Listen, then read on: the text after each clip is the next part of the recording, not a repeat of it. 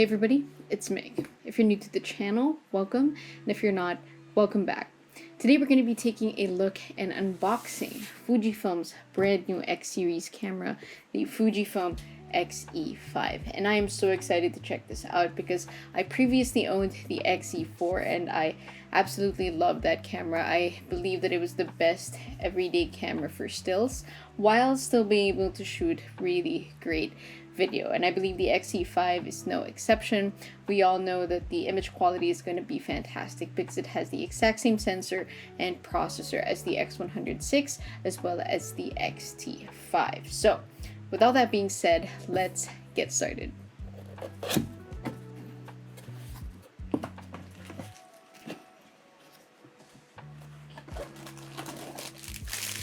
And the camera itself.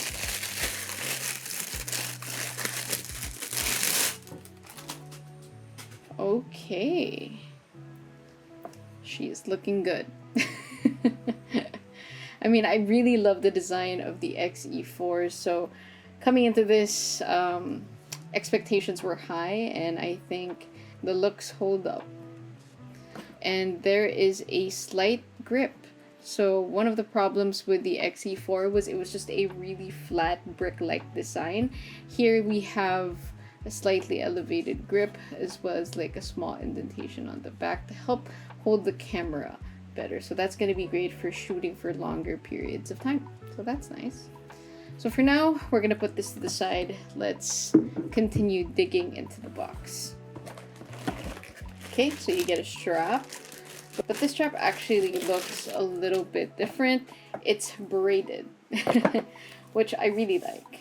Actually, this feels really sturdy and something that I would actually use versus the thin leather strap that they usually give away. And you get a little bit of a embossed logo over here. I think that looks really good.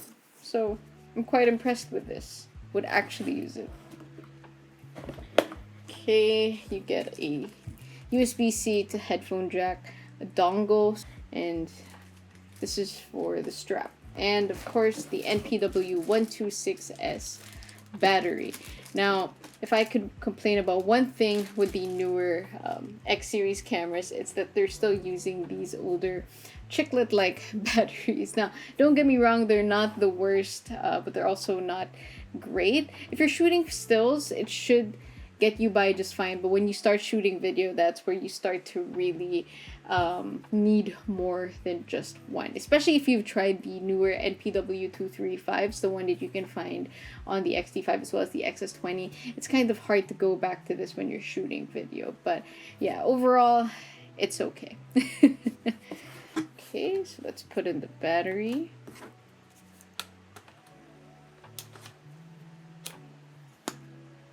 So first, let's talk about things that are new with the X-E5 over the X-E4. So first off is that slight grip. That is very much appreciated. But again, if you do want a better grip, you're probably gonna buy an external grip. The film simulation dial here, which is kind of new, but they did redesign it for the X-E5. People like this a lot more compared to the XM5s and the X-T50s, but because it is a lot more inconspicuous.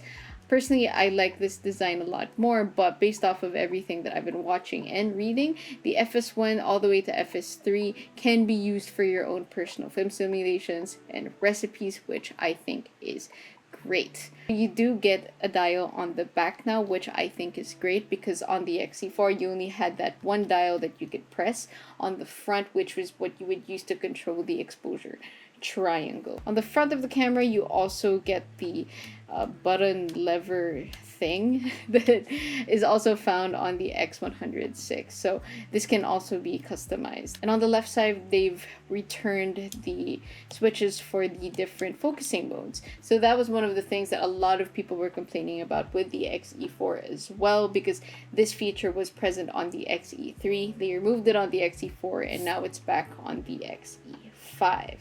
And on the bottom of the camera, you do get this brand new feature, which is a Bluetooth button. So it will bring you directly into the Bluetooth menu. So this will help you send photos immediately to your phone or to your Instax printer. just like the X-E4, you can tilt it up and all the way over the top, so you can monitor yourself if you're shooting. I used this a lot as a B camera when I had the X-E4, and it was great. I didn't have to buy an external monitor. So yeah. So overall, the X-E5's body is looking really, really good. You could tell that Fujifilm actually listened to the people who bought the X-E4 or what they wanted from the X-E4. So that's great.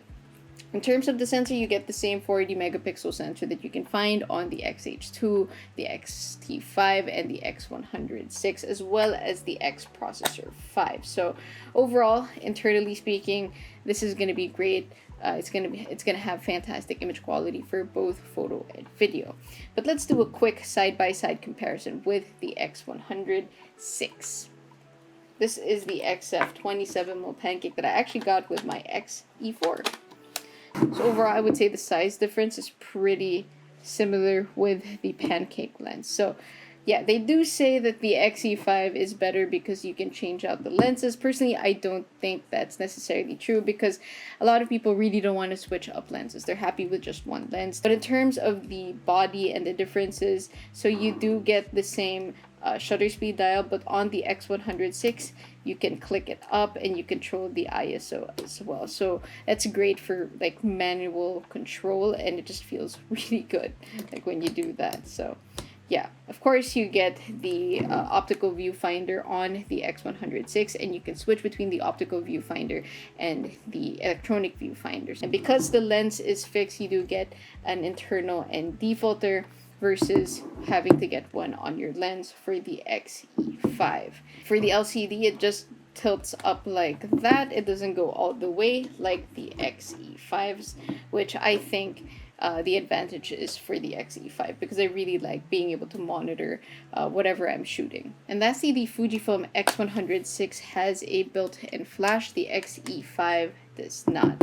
So overall, I think those are the main differences in terms of the body. Again, internally speaking, they're practically going to have the same image quality. Now let's compare it to the X-T5.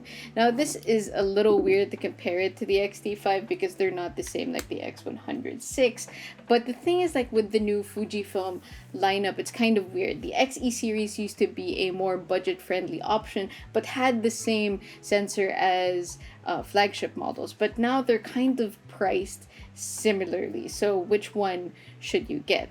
So the X-T5, again, they're going to have the same image quality, but you do get a lot more bells and whistles on this bigger body. So that means you're less prone to overheating. You get a bigger grip, you get a bigger battery, you get a higher resolution EVF, you get dual card slots, all of those things that make this a powerhouse. Like, it isn't your everyday camera, but you can do a lot with it.